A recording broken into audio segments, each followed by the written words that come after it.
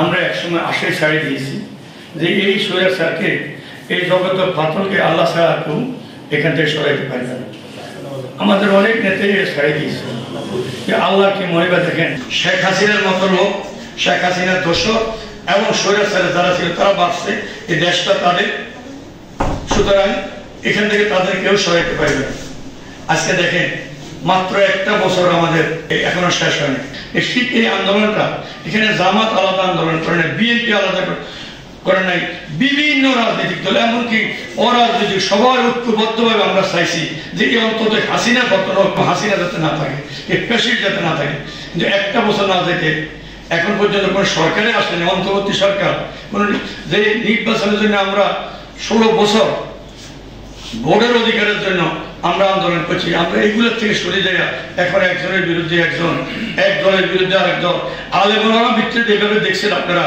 যে সমস্ত ভাষা, যে সমস্ত কথাবার্তা ওনারা বলে যে এগুলা একজনের বিরুদ্ধে একজনে বললে এটা কি বলে গিবত শেখায়, তো ওনারা তো সবচেয়ে বেশি করতেছে বিভিন্নভাবে। আমি কারো দোষ দিই না, এগুলোর থেকে যদি আমরা না ফিরি, এগুলোতে যদি আমরা না আসি, তাহলে হাসিনার থেকেও আরো খারাপ অবস্থা হবে। আমি কালকে রাত্রে, আমি ওসব ফেসবুক ভালো জানি না, একটা লিখছে হাসিনা প্রথম সাকসেস হয়েছে জামাতের সাথে বিএনপির বাঁধতে পারছি।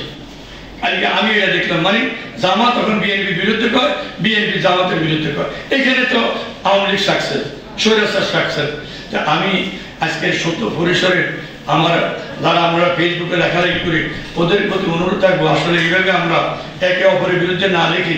আমরা আমাদের লক্ষ্য, যে জন্য আমাদের এই 2000 2000 তো জানা অজানা কত লোক শহীদ হয়েছে, এদের অন্তত রক্তের সাথে আমরা বেমারি না করিয়া, এই রক্তের প্রতি শ্রদ্ধা রাখিয়া আগামীতে যাতে আমরা এই অন্তত এই দেশে আমরা যে বৈষম্যহীন রাজনীতির কথা বলছি, আমরা যে দুর্নীতিমুক্ত রাজনীতির কথা বলছি, এবং যেখানে ঘুষ দুর্নীতি এগুলো যেতে আমরা বলছি, এগুলোতে ফরিয়াদ করি।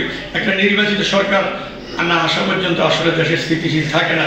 এখন যারা আছেন দেখছেন, যারা রাজনীতি করে, যারা অনলাইন যে কোনো ব্যাপারে, আমি প্রেস ক্লাবে আমার বাসা সামান্য 50-100 জন হইলেও একটা মিছিল আসে তাদের আন্দোলনের জন্য, ওনারা কাউকে না করতে পারে না। কিন্তু একটা রাজনৈতিক সরকার আসলে বা নির্বাচিত সরকার আসলে এগুলো হইতো না।